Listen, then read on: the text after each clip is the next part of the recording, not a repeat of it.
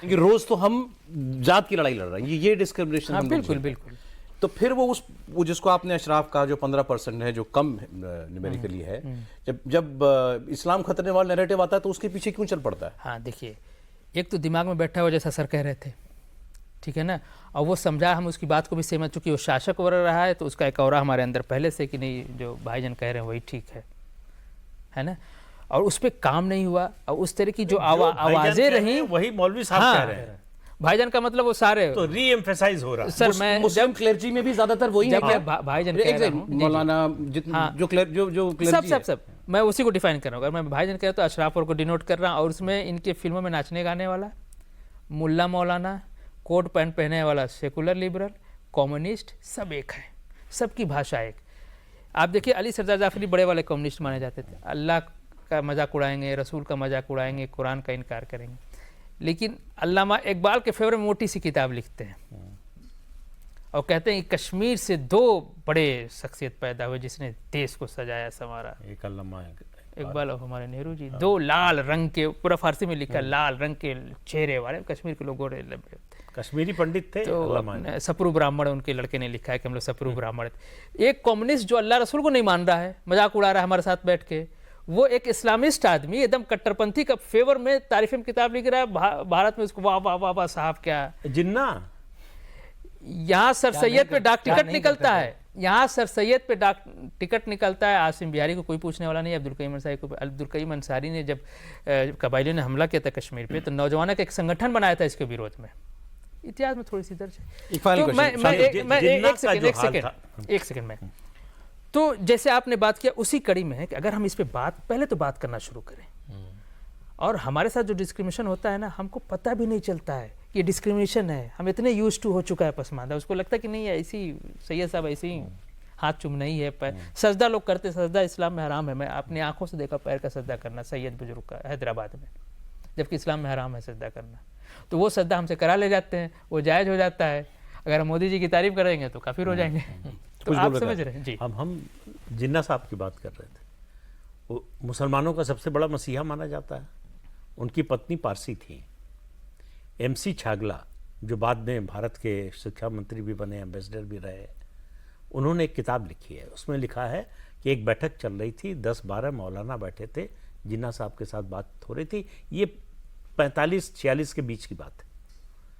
उनके drawing room में बैठक चल रही थी, उनकी पत्नी आई, बोली कि बहुत अच्छा पोर्क बनाया है, जल्दी चलो मीटिंग ख़त्म करो। वो जल्दी से गए, उनको पकड़ के अंदर ले गए, कहा क्या बोल रही हैं? उन्होंने कहा क्या बोल दिया? तो बोले कि अच्छी बात यह है कि ये लोग पोर्क का मतलब नहीं समझते जो वहाँ बैठे हुए हैं। नहीं तो अभी क्या हंगामा होगा। और वो पाकिस्तान बना ले भाई उनके टिफिन में रत्ती बाई जब लेके आती थी ना उनकी टिफिन में, तो पोर्क और वाइन के शौकीन थे। शराब तो मौलाना आजाद भी पीते थे, चैनी स्पोकर थे, शराबी भी थे। तो दिनशा भाई पेटिट की लड़की थी रत्ती बाई पेटिट, और वो उनके दोस्त थे दिनशा भाई, हम उम्र दोस्त थे। और ये बहुत कम उम्र थी, 16-17 साल। वो शादी एक अलग से शो, किसी पर्सनल किसने किसी शादी का हमारा मैटर नहीं है। तो वो सुअर का गोश्त खा के इस्लामिक स्टेट की लड़ाई लड़ते थे।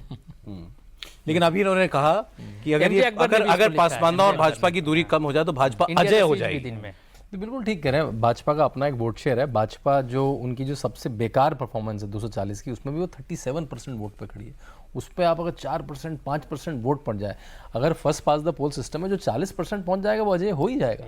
लेकिन जिन्होंने ठीक है कि विमर्श तो शुरू हो, हमें तो 70 साल से यही नहीं पता था कि क्या लेयर्ड है। इसके लिए हिंदुत्व की कुर्बानी लगेगी क्या? हिंदुत्व की नहीं, बिल्कुल नहीं लगेगी। इसमें देश का एक अंग है जो छूट गया, मैं इसका जवाब देना चाहूँगा। एक जो कहते हैं ये लोग, मुझसे भी कई बार कह चुके, पर्सनल भी बात होती है हमारी कई लोगों से, जो बिल्कुल हिंदुत्ववादी हैं। कल्चर एक ऐसी चीज़ है जो इस देश के हिंदू और पसमानदा अगर अशराफ को निकाल दे तो उनकी, अब देखिए चेन्नई का अशराफ, अहमदाबाद का अशराफ, बनारस का अशराफ, कलकत्ते का अशराफ बिरयानी खाता है, उर्दू बोलता है, शेरवानी पहनता है। चेन्नई का पसमानदा, अहमदाबाद का पसमानदा, बनारस का पसमानदा, बंगाल का पसमानदा एकदम अलग अलग दिखाए। वो वहाँ के हिंदू से मिलता जुलता मिलेगा आपको। मैं बनारस को भोजपुरी बोलने वाला, तमिलनाडु से हमारा कुछ बनेगा ही नहीं। वहाँ का मुसलमान हो जाए हिंदू, हमको ऐसे करें। हमारे यहाँ का जो भोजपुरी बोलने वाला हिंदू, उससे हमारा थोड़ा वहाँ भाई भाई हम लोग हो जाएंगे। मैं एक बात बताऊँ, मैं हैदराबाद में MD कर रहा था, तो कहीं से मुझे, मैं पता है बहुत पौराणिक जगह से हूँ, मेरे घर के बगल में राम जानकी का मंदिर, बिरगु आश्रम, चित्रगुप्त जी का मंदिर, अच्छा, मैं समझता था कि चित्रगुप्त जी का मंदिर हर जगह होता था। जब मैं इलाहाबाद बाहर गया तो चित्रगुप्त जी की मंदिर बाद में पता चला कि अनकॉमन है, हर जगह चित्रगुप्त जी का मंदिर, और राम जानकी का मंदिर भी बहुत कम होता है। अच्छा, हमारे घर में था तो हम समझते थे कि हर जगह इसी होता है। सावन के अंदर को हर जगह हरियाली दिखाई देता है। तो मैं जब वहाँ गया तो कहीं से वो हनुमान चालीसा सुनाई दे रहा। साउथ इंडिया में दूसरे तरह के देवी देवता की पूजा होती है। तो हमको लगा कि यार ये तो हमारे यहाँ 3 बजे सुबह से हमारे यहाँ पंडित जी लगा देते थे कीर्तन, वो हम सुन के वो उसी में हम लोग बड़े हुए। तो मुझको बड़ा प्रदीप जी, मैं आप सीनियर हैं, पिता तुल्य हैं, मुझे बड़ा अपना है कि यार हमारी तरफ की कोई चीज़ बज रही है। मैं ढूंढते ढूंढते मंदिर पे चला, पता चला कुछ नॉर्थ इंडिया के लोग अपना। तो मैं जाकर वहाँ बैठ गया। मैं मुसलमान हूँ, हनुमान जी का मैं एक डीटी की तरह, देवता की तरह रिस्पेक्ट करता हूँ, लेकिन मैं उनका मैं उनको आराधना तो करता नहीं हूँ। तो मैं जाके मंदिर क्यों बैठा? ये जो हमारी कल्चर चीज़ की है तो हमारे यहाँ की चीज़ है, बलिया की चीज़ है, खुशबू आ रही है, वहाँ तेलुगु तमिल में फंसा हुआ, जाके बैठा हूँ आराम से, हमको सुकून मिल रहा है।